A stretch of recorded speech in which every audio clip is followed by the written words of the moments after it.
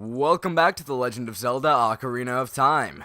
Previously, I entered the Forest Temple, got myself a bow, and I've done quite a few things. I killed 2 old ladies, and please don't take that out of context, though there is no context for that if you didn't watch the last episode. The point is, I'm getting pretty far in this temple. I'm getting things done. Navi, you already told me about Wall Masters. I know that Wall Masters will pop out of the ceiling, and you'll notice that they're chasing you because the shadow, which is getting bigger at my feet right then, will appear. But I can actually buy a Wall Master, something I actually didn't know I could do. So, again, this is a Wall Master. Watch out for its shadow on the floor. Destroy it before it goes back up to the ceiling. Destroying it before it goes back up to the ceiling isn't hard. There we go. That's done. It gives you a lot of money, so I would recommend if you are low on rupees, which I am not, kill Wall Masters. They do respawn. Once you kill the first Wall Master, another one will appear. So, you're not safe. I know that sounds a little bit harsh, but you're really not safe even if you kill the first Wall Master. This is a green bubble, but they do not do what I thought they did. Previously, I talked about a green bubble that would be able to actually curse you, but this green bubble is just circling around. He's just an obstacle. There's no other reason for this guy being here. He's the same as a blue bubble, except this time, he's pretty stationary, so you don't actually have to worry that much about him. Wow, what a unique enemy. Can't do that just yet. I need another small key. So this is the first time I've kind of gotten to a roadblock because I don't have enough small keys, because I was pretty diligent about collecting them beforehand. So, it's time to do a bit of backtracking. I'm not going to cut this out because it's part of Zelda, honestly. So, if you miss something, you gotta go back, you gotta backtrack. Hopefully this won't be too tedious for you, though. I'd actually like to note, this doesn't have anything to do with this playthrough, but since I am backtracking, I do want to talk about it. I wasn't able to record for a while. You may not have noticed it because of the fact that I did have uploads actually coming in every other day while I was gone. But for about a week, I wasn't able to record. So I've been just kind of grasping at straws of things to do with my I don't want to say creative ability, because I do feel that saying creative ability does make it sound like you're somewhat entitled, and I don't like that. You feel like you are putting yourself on top of a pedestal. Because you're like, I have creative ability. I really don't. I'm doing Let's Plays. I'm not a very creative person, in all honesty. But I have been kind of thinking of things that I want to do on the channel, and I just wanted to say, expect the next few playthroughs, or at least the next playthrough, I think. You'll notice what I'm talking about later, but I'm going to be doing something that's very editing intensive, and I think it's going to be really fun. So that's what I'm talking about. That has nothing to do with Ocarina of Time. In fact, that is going to happen many months after the end of Ocarina of Time. So I probably shouldn't be teasing that right now, but I'm already putting in effort. I'm already putting in work. So I just kind of wanted to get it out there, and I was backtracking, and I thought it was a good time to say that. Anyway, the room or the hall that was twisted beforehand is no longer twisted because I shot an eye with the bow and arrow that I just got. Now we can actually open this chest that was kind of staring us in the face the whole time. It was very, very annoying for me, but it's all good now because we can get the big key, or the boss key. We haven't had one of these before. Now you can get inside the chamber where the boss lurks. So if it wasn't obvious enough that you couldn't already go to the boss room because, well, the ghost took the flames that opened up the door, I guess is the best way to say that, the passage to the boss room. We actually do need a boss key in these later dungeons to open up the boss room. We don't just make our way towards it anymore.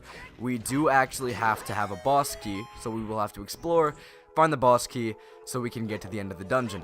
Another kind of new mechanic that makes this game a little bit more complex, and I forgot to mention, I did talk about this being a really fun dungeon, but the reason I actually do like it so much is due to the fact that it is so complex, and I say complex loosely, because really, this isn't a very complex dungeon, but comparatively to the last 3 dungeons we've done, this dungeon is pretty dang complex, and I do like when this game starts to get more interesting and more thought-provoking, because beforehand, sorry about that, I was getting a little bit freaked out, but beforehand, the dungeons weren't that interesting in all honesty. They were just kinda there, and they weren't too fun to play through on consecutive playthroughs, to be perfectly honest. But enough of that. This is a new enemy. It looks like a wall master, but it's on the floor, so it's a floor master. Interesting naming. It makes sense, but it definitely doesn't leave much to the imagination. When it splits up, destroy all the pieces of it before they reunite. That right there does actually tell you that floor masters are slightly different than wall masters. If you do actually attack a floor master, he will split into different hands, and if you don't kill all the hands quickly enough, which I might not be able to do here right now, no, I did. Okay. Sometimes I'm not able to kill the little floor masters fast enough, but the point is, kill the little floor masters really, really fast, and you won't have any problems with the with the floor master. But if you don't actually kill all the floor master babies, is what I'm gonna call them, you will actually have to deal with them reuniting and coming back together and making a bigger floor master.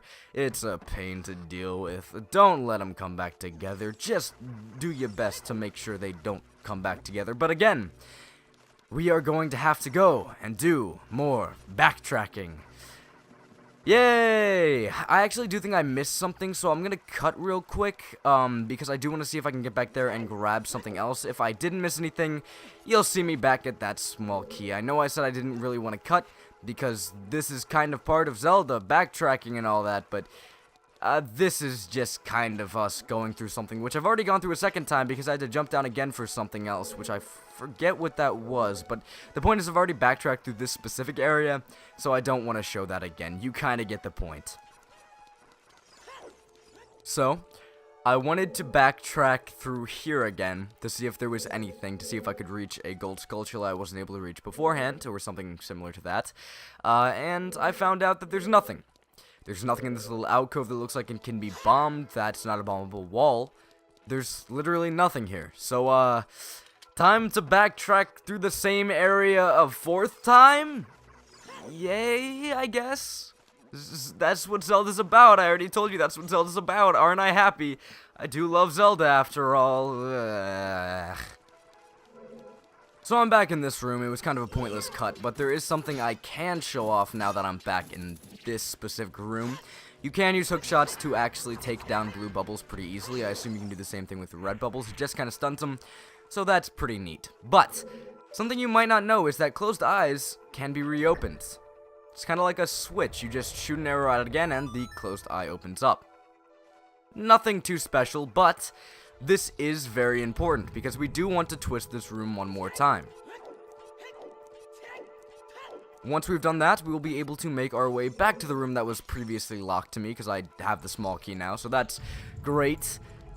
But something I would like to mention, I just altered the layout of that room a little bit, and I think that's a really that sounded like a little bit of a lisp there, so I apologize, though that's kind of my entire voice. I always have a little bit of a lisp, but I do really like the mechanic that where you alter the twistability, I'm just gonna say the format of the room, because it makes it really, really interesting, and it makes it so you don't just look at the map and immediately figure out where to go. And something I'd like to mention actually is that the map is a lot more helpful now that you're an adult.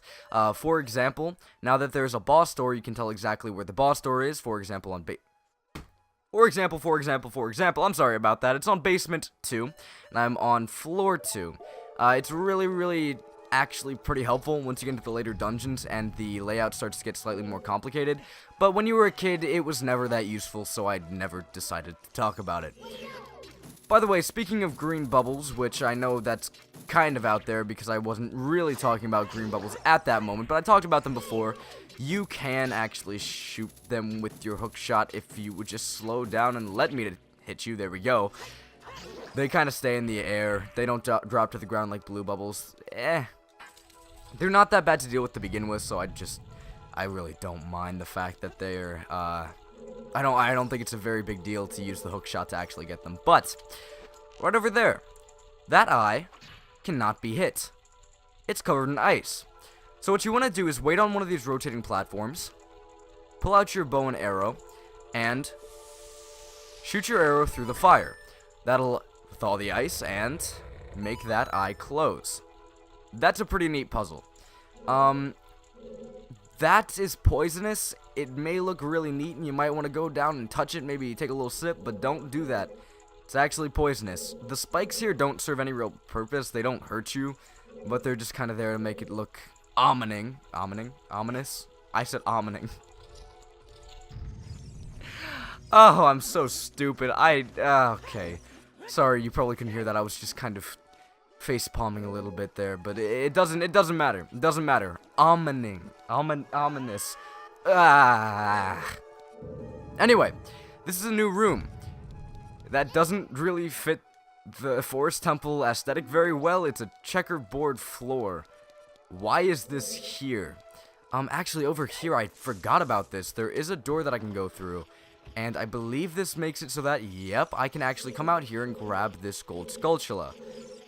But guess what? I'm gonna have to do more and more backtracking. Do I want the gold Skulltula that bad? Yeah, I actually kinda do. Ugh. They also make it so you can't actually cheese this very well. You do actually have to come over here and grab the gold Skulltula the way you want. You can't just look down and shoot at it from above. So that kind of sucks. Watch this be a recovery heart and something completely meaningless to eat. I can sure call him. Not even rupees.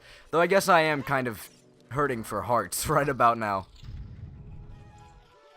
I hear that. Oh. Huh.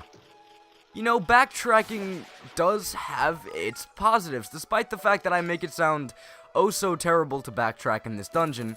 It's not that bad, because I just got 2 gold Skulltulas for the price of 1, so that's not terrible. I'll actually take that. I can't believe I actually said omining. I'm still harping on that fact. I feel like such an idiot for saying omining. Oh my god, ominous. I'm thinking of ing words for some reason. I believe it's because I was thinking about how a lot of words have a completely different meaning after you add ing, and how some words look weird once you add ing because you take away the e. English is a weird language. I don't know why I'm talking about this, nor why I'm thinking about this, but I believe that's why I said omining instead of ominous. I know ominous doesn't even end with an e, so it doesn't really make a whole bunch of sense as to why I said omining, but maybe I was thinking about Ottomans? The Ottoman Empire? One of the two? I don't know. But there's going to be a lot of cutting in this episode, and it's going to look very, very choppy, and I apologize about that. No, I really am sorry about that. It's not the best. I know I shouldn't be editing out so much. It's part of Zelda. I've been recording for about 16 minutes, and I bet about 5 minutes of it will be shown. I know it's bad, but that's just the way it is sometimes. I'm a very perfectionist person. I do want to show off the best route, and when I mess up and I have to go backtrack for something, not only is it uninteresting to watch visually, but it's also just uninteresting to hear me whine about not having the perfect route all the time, and I don't know. But anyway, I'm back to the room that I needed to be in. I was whining, and it actually helped me for once. The checkerboard room, which again, doesn't fit with the Forest Temple aesthetic. I'm sorry, but you really shouldn't be here. It's honestly not that bad to figure out exactly where to stand. First of all, the checkerboard ceiling, which falls down and has a few holes in it, really falls down super slowly, so it's not that bad to run over to areas that you know are safe because there's A, a chest, or B, a switch. Bundle of arrows, that's not bad, but at least it shows me exactly where I can stand. It's really not a bad room. It seems a little bit weird at first, but it's pretty easy. This room, on the other hand, is a little bit tricky first time through. So you might notice that there are shadows on the ground. These are not wall masters. They are blocks that look similar to the picture that is right in front of me.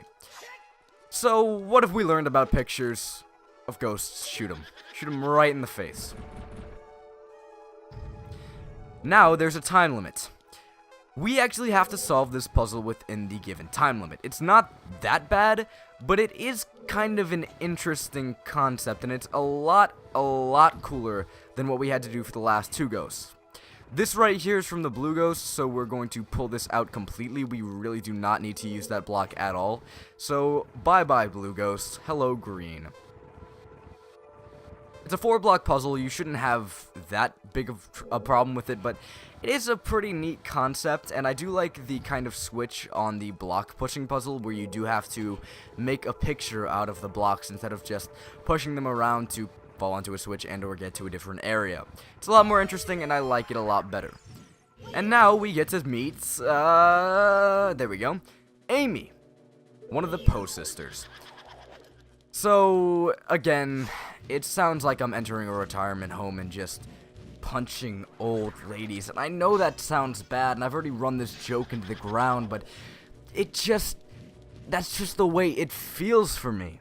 And you know, why give these ghosts a name in the first place, if I'm being honest? It makes them feel more interesting instead of just calling them a Poe, but it also makes me feel like a jerk because these people probably lived a life at one point. They were probably loved by their grandkids, but then Ganon, let's just say, turned them evil. I don't know, I'm making up my own headcanon at this point, but it just makes me feel like a bad person. Say what you will, but I know I make the sound a lot, but that's just the way I kind of shove off topics, I guess. So, you might notice I'm struggling for things to talk about because it's the same ghost fight again. The lead up to the ghost fight might be more interesting, but nah, it's the same fight. There's nothing new. There we go. Gone. Goodbye, Amy. Hopefully you can finally rest in peace. And you dropped the green flame for me. Thank you very much. I'm hoping that I can get full hearts right here, because just missing one heart's kind of annoying. There we go, and now all is right with the world. Honestly, I'm actually not a huge stickler for having 100% full hearts, but I am a stickler for getting hearts whenever that beeping noise is happening. A lot of people make jokes about how it's annoying, but it's a joke for a reason. It's really, really extremely annoying. Now, there should be a gold Skulltula around here somewhere, maybe I already got it. I feel like I already got it. Yeah, I probably already got it with the hook shot, so I'm just kind of looking around for nothing at this point. But who knows? You know, there might be another gold Skulltula. I got another one that was hiding in here.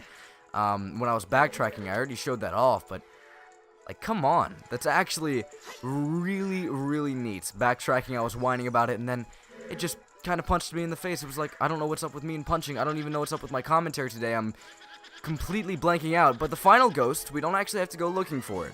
The final ghost is literally right here. You might have noticed that this ghost spun a little bit. What you have to do, since this is actually a unique ghost fight, is wait in the middle, wait to see which ghost spins, and then shoot that ghost. It's really not a hard boss fight at all, because the ghost really doesn't do anything to attack you very much, so just wait for it to circle around you, hit the right one, and don't waste your arrows. It's not that bad. One of these things is not like the other, just shoot the one that's not like the others. I know that sounds wrong. It makes it sound like I'm saying, hey kids, don't be unique. But it's just the way it works in this situation, so don't sue me. And there we go, done. Easy fight, but at least it's different. I would have liked a lot of different ghost fights, but whatever. And with that, this area has opened up to us again. We can finally move down to the boss room. I didn't want to grab onto that, but that's fine. Let's drop down. But before we actually get to the boss room, there's one more puzzle waiting for us. Yay, another one! As if this video wasn't long enough already. It's actually probably not that long. It's only 22 minutes recording-wise, and I'm cutting out a lot of that, so I probably shouldn't whine too much, but whatever. So, I can grab onto these blocks and push the entire room around. Again, it's really neat how you can change the actual layout of the room to solve puzzles, but essentially it opens up doors for us that were previously not opened up.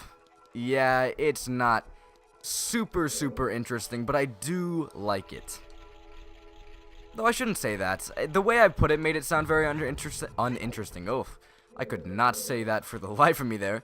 The way I put it makes it sound uninteresting, but it's actually really interesting. I do like this puzzle a lot, but it's not too bad to deal with as long as you push the blocks just kind of straight.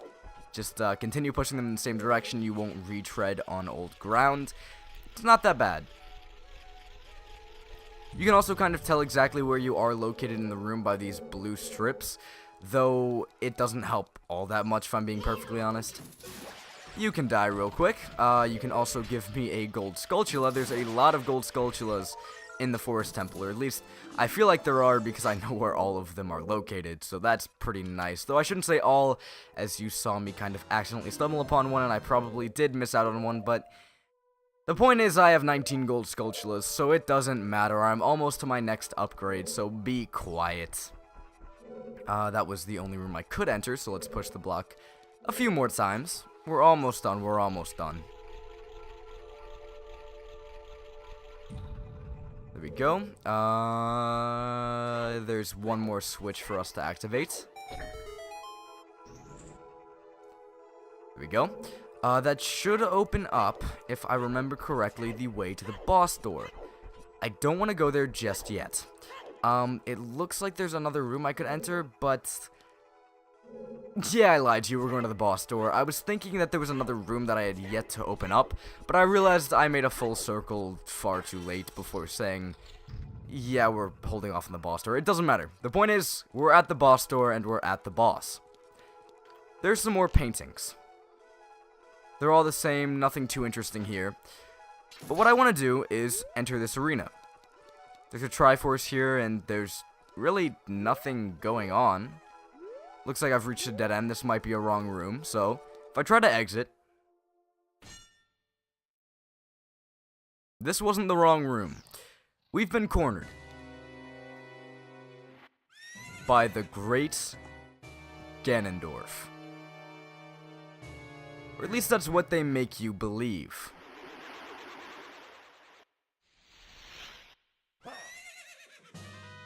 This is the evil spirit from beyond, Phantom Ganon. I have problems with this boss on the N64 version of Ocarina of Time, I'm not going to lie. The reason for that is because the aiming is so bad. So you might notice that Ganon is, or at least Phantom Ganon, is running through these paintings. He's running towards me, and what I have to do is look around, see which painting he's coming out of, and shoot him.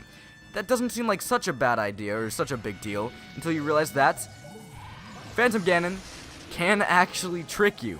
There are multiple copies of Phantom Ganon, and he might try to trick you out with one that just turns around last second and you have to make the right decision. This can be really annoying.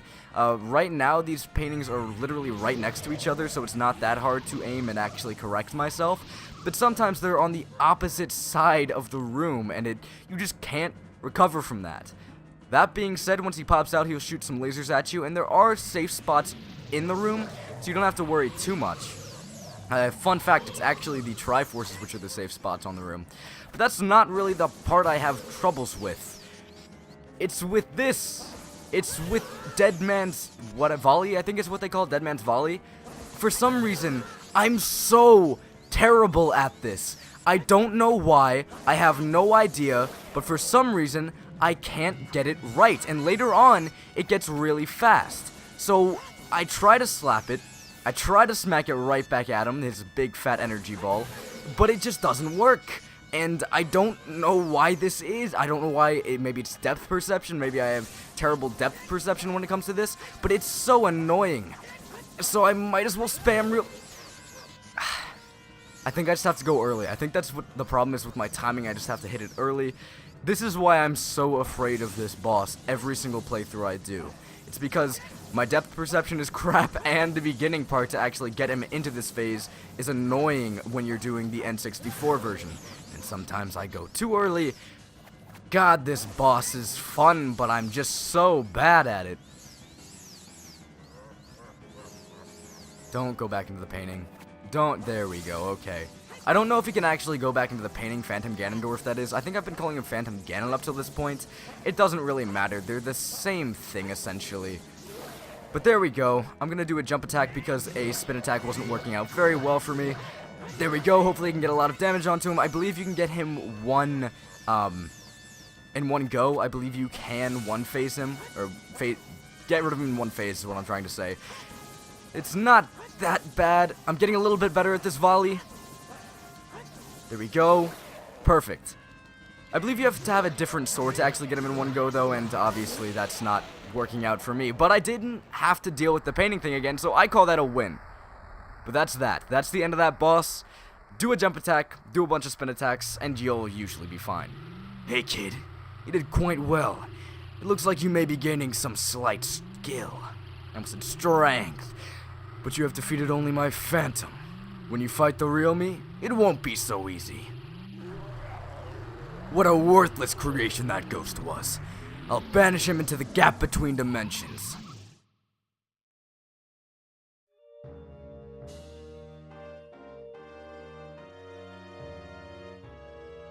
And with that, that's the end of the Forest Temple. We can grab our new heart container. And we can exit the Forest Temple and see who the sage is.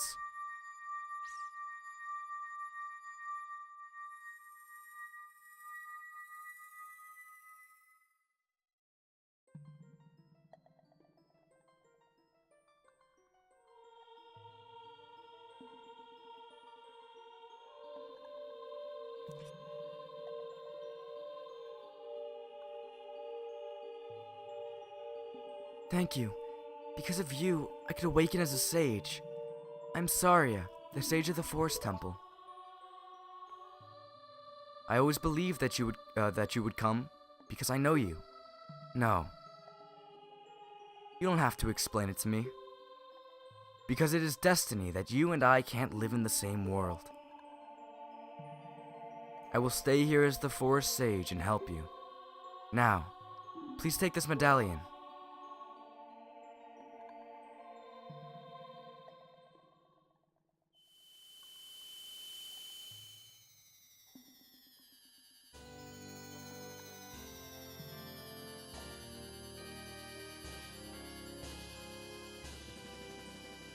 With that, we learn that Saria is the sage, which is kinda weird, but we also got the Forest Medallion. Saria awakens as a sage and adds her power to yours. Saria will always be your friend.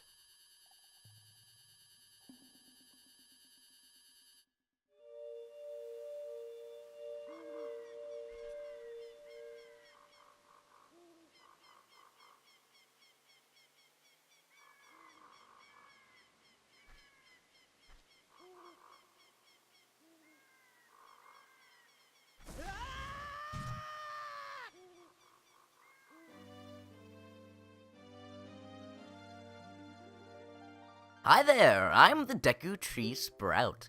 Because you and Saria broke the curse on the Forest Temple, I can grow and flourish. Thanks a lot.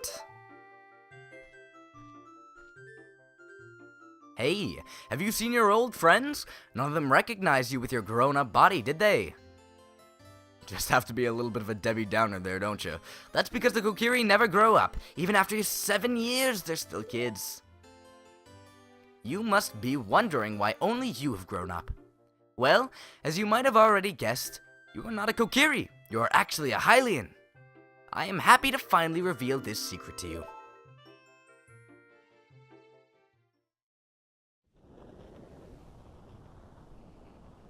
Some time ago, before the King of Hyrule unified this country, there was a fierce war in our world. One day, to escape from the fires of the war, a Hylian mother and her baby boy entered this forbidden forest. The mother was gravely injured. Her only choice was to entrust the child to the Deku Tree, the guardian spirit of the forest. The Deku Tree could sense that this was a child of destiny, whose fate would affect the entire world, so he took him into the forest. After the mother passed away, the baby was raised as a Kokiri, and now, finally, the day of destiny has come.